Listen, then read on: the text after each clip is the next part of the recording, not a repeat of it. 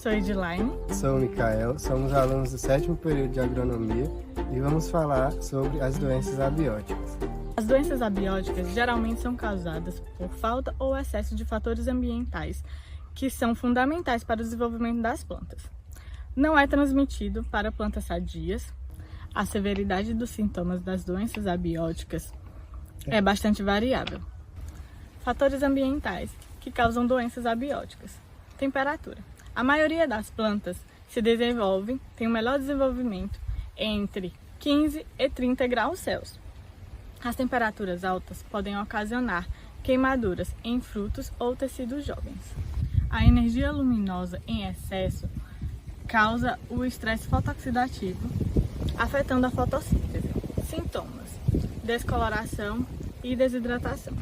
As baixas temperaturas podem ocasionar danos que vão desde a morte dos tecidos meritemáticos ou de parte das plantas. As baixas temperaturas danificam as plantas, principalmente por meio da formação de gelo entre e dentro das células.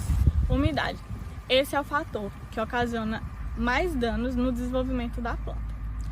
A baixa umidade relativa do ar, em conjunto com a baixa disponibilidade de água, altas temperaturas, ventos fortes, verifica-se o fechamento estomático e uma acentuada redução na absorção de água pelas raízes. Uma drenagem inadequada ou encharcamento no solo podem ocasionar danos muito sérios, pois aumenta a síntese de transporte do ácido abscísico e etileno, podendo causar a morte da planta. O excesso de umidade no solo provoca o decaimento dos tecidos radiculares da planta devido à falta de oxigênio nas raízes. Luz. A luminosidade insuficiente retarda a formação de clorofila, ocasionando o enxolamento. Além disso, as folhas ficam na coloração verde clara e caem prematuramente juntamente com as flores. O enxolamento ocorre quando plantas crescem muito próximas umas das outras ou sob condições de sombreamento. O excesso de luz é um fenômeno anteriormente considerado menos frequente na natureza, mas que tem ganhado sua importância devido às mudanças climáticas. Os fatores nutricionais também podem ser responsáveis por causar doenças de plantas. Em caso de falta, promove deficiências e em caso de excesso, promove má formação ou toxidez na planta. Os sintomas vão agir de acordo com a função do nutriente na planta e sua mobilidade. Como exemplo, o nitrogênio. Os seus sintomas envolvem clorose, inicialmente nas folhas mais velhas, partindo para as folhas mais novas em função da sua mobilidade. Além disso, pode promover um crescimento vegetativo irregular, dependendo da deficiência ou do excesso do elemento. No caso do fósforo, vai prejudicar o desenvolvimento devido à sua função energética nas plantas. As folhas podem se tornar verde-azuladas ou com manchas violetas. Alguns fatores químicos também podem ser responsáveis por causar doenças de plantas, dentre eles a poluição do ar e o uso inadequado de defensivos agrícolas. A poluição do ar envolve a dispersão de gases tóxicos e poeira, por exemplo. A resposta das espécies vegetais vai depender da toxicidade desse composto e da sensibilidade de cada espécie.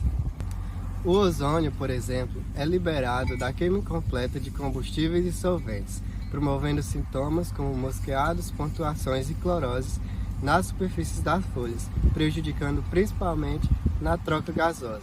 Essas pontuações podem ser grandes ou pequenas, desde colorações brancas, pretas ou marrons.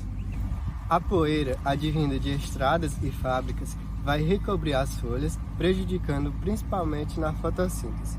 Os sintomas são clorose e um crescimento reduzido. Além disso, pode conter partículas tóxicas que vão causar queimaduras sobre os tecidos recobertos. A aplicação de defensivos agrícolas de forma inadequada também pode causar doenças como, por exemplo, a fitotoxidez. Quando são aplicados em excesso, se concentram nas superfícies das folhas, promovendo sintomas de clorose, necrose ou até mesmo morte dos órgãos afetados com maior concentração do princípio ativo. Em relação à diagnose, ela é relativamente simples, devendo ser observado de forma minuciosa as condições ambientais em que a planta está exposta, observando o histórico da cultura, as condições ambientais antes e após o aparecimento de sintomas e as práticas culturais utilizadas. Além disso, a análise química também é importante, principalmente em relação a fatores nutricionais. Alguns indícios também demonstram a natureza dessa doença de forma abiótica, como, por exemplo, a ausência de agentes bióticos, os sintomas eles aparecem repentinamente e, em caso de defensivos agrícolas, esses sintomas aparecem de forma uniforme em uma longa faixa de aplicação. Falando agora de controle, o essencial é que seja realizada a prevenção. Por exemplo, nos fatores nutricionais, aplicando fertilizantes corretamente, de modo a suprir as necessidades da cultura. No controle, a gente pode lançar mão da utilização de fertilizantes, de modo que melhore na disponibilidade e na absorção desses nutrientes pela cultura.